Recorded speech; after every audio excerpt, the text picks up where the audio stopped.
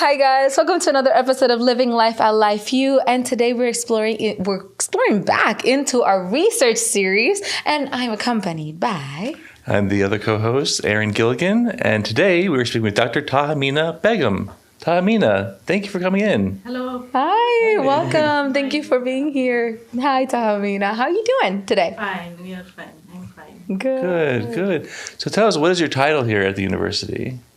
I'm a neuroscientist, and my full title is cognitive neuroscientist. Wow, cognitive neuroscientist. So let's explore a little bit of what that means itself. Okay. Just I'm focusing on the cognitive function of the patients on the research of chiropractic care. So cognitive function means everything what we are doing in our daily life, like attention, memory, decision making, math, doing everything. This so some patients have the difficulty of doing the focus or memorizing, so we know our daily life. So sometimes if we are doing some multiple function in our daily life, we sometimes forget why I am here. So this is simple. So just I am focusing that why the patient is like this. And we are trying to recover the chiropractic care intervention, that how it's improving. So how did you initially get interested in that line of work? Because it's usually what in my clinical perspective, I find out that some patient mainly very simple, like a depression, but simple depression, but they are not exposed themselves to that what they have the problem, simple problem in their daily life. So they told that I have problem in focus, or I can't memorize sometimes. So sometimes clinicians avoid these types of simple problem. So we, our researcher, is focusing to pull out this problem in the research to fixed by chiropractic care. And to expose this problem and to fixed if they have, and it will be, I think, quality of life will be the better for them. Yeah, in that way. I love that. And as a chiropractor, I think it's so important to have a research and to have the metrics to show, because we know it shows, innately, but to be able to say this is the metric of how your everyday life living, to be able to remember to pick up the kids, and to be able to remember to, okay, I walked into a room, what was it? Oh, I was looking for my keys or my computer or whatever it is, because one person like me, if I'm really tired, I know that I'm that person that walks into the room and I'm like, I gotta give a step back. Oh, this is what it was, right? So, and I have personally seen the difference when I'm in chiropractic care versus when I'm not, because of whatever reasons, and to know that there's a research going on right now. So tell me, where are the patients being taken care of right now? There are two procedures actually. That one is we can do the clinical trial ourselves. But the problem is we have lots of the challenge we need to face. So to recover that phase, mainly the recruitment and the retention. These two is the main problem for us, clinical trial as a researcher. So we are actually just started the one big project this is called the multi-site practice-based research. So that means some clinician, chiropractor will be adding with this research team. That means this is the team-based. So this team-based research actually reduce that recruitment and the retention problem challenge. This we can recover that one. So actually, I can't say the one place I am doing everything. So multiple ways. Because some my focus is the event-related potential, that I need to pick up the attention by ERPS study, EEG and ERPS study. But I can do the neuropsychology test also. So we can to see the focus, to see that how the memory is going on, working memory and executive function and everything, speed processing also. So everything this we can do in the chiropractic research center, not the outside. But outside, the clinician will do some other. So this is the combination actually. Right.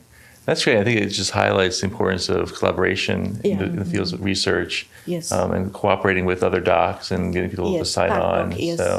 So has that been a recent change for you all, getting more doctors from the community? Yeah, because the dropout of the patient will be the less, and they will be continue up to the end, because we have the different point time interval. So some patient will not continue up to the last intervention. So I think on that way it will be the good, they will continue. Then we can get more strong, reliable data. Exactly. Right. Yeah, and it sounds so applicable, the challenges that you're exploring, right? I think it's something that we can all take into account for our own lives. So I think it's a very interesting question and very important question that you're asking about how chiropractic care can optimize the lives of people going about their daily lives. Yes. I agree. It's beautiful. It's also a very interesting point that you bring, because definitely patient retention is a big thing within chiropractic, right? And it is nice to start being able to see how a patient that might be at this structured practice with all these other resources, right, versus an educational institution that we do have a little bit more flow, because we're supposed to, because our interns have more flow, right? They're not here forever.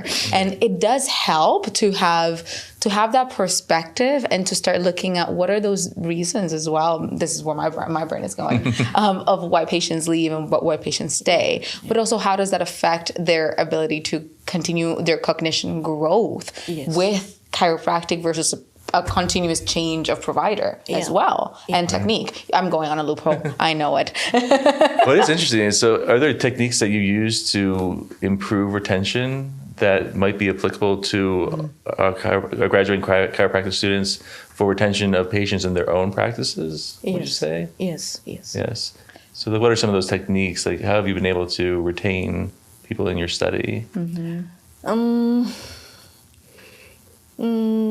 can do some behavioral therapy also to retain that one, and also it looks like some neuropsychological basis also, some test. Then they can also practice on that basis. We have some software also, but it's not purchased still yet, but it's available in the online also, and NIS Toolbox also. We are using NIS Toolbox for neuropsychology test. So we have some, this is called Cogni test or something, some different software. So by this, if we give them in daily basis, they can practice, or they can practice in their home also. Or this looks like one types of game also, so that they can improve their attention and memory also. Yeah. Games are always fun. So absolutely. Being able to gamify things like collecting data, I think can be a key point to making it interesting and engaging for participants.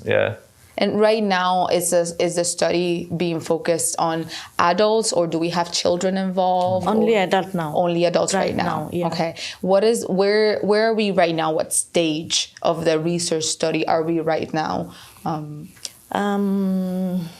I actually retrospective data, some analysis. Depression. This is the treatment resistant depression patient. So they are the medication resistant. So that's why we tried chiropractic care. So I find out interesting that one, some recovery. I hope over time. During intervention, but right now I am in the first phase to write down another feasibility trial only for depression, general depression. Wow! It looks like not treatment resistant. Diverse population can come. So we want to use the multi-site practice-based research, so that lots of the population can attend, even minority, and even if they have the comorbidity, they can also attend. So that if children, then we can focus the another project, but it will be nice to see. and also the frontliner who have the daily life stress, so to hiddenly going to the in depression but can't express. Yeah. So that types of population we want to get. So then hiddenly we want to see, expose, and that what types of the depression they have, and then how can we recover that. So just great. writing the proposal. That's so interesting. I'm excited for this growth in research. Yeah, and multiple populations too, which is really exciting too, and see diverse population. what the links are between them. So I did want to ask about your participation in the 2024 Life University Research and Scholarly Activity Poster Symposium. Yeah. How was that for you? Did you enjoy that? That was wonderful. Good. I really excited on that time, but and I find out that it's actually helped to go more refine my research question about that. Okay. Did you bring this research onto a poster that we're talking about today? Is that the subject? No, it's different. That was the normal population. Oh, okay. Okay. But I have some data on depression patient. Yeah. Okay. Yeah. And will you go to any other conferences in the future, do you think? Yeah. Yeah. Have you been Absolutely. Have you gone to conferences before the symposium? No. No, that was your first one. Oh, okay. That one first. Okay. And do you feel like it prepared you in any way for future conferences that might be off campus? Yeah. Yeah. Good. That's really great. exciting. Yeah.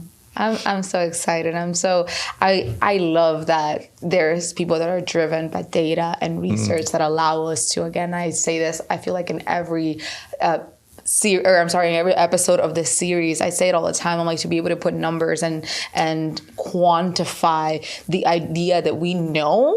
Yeah.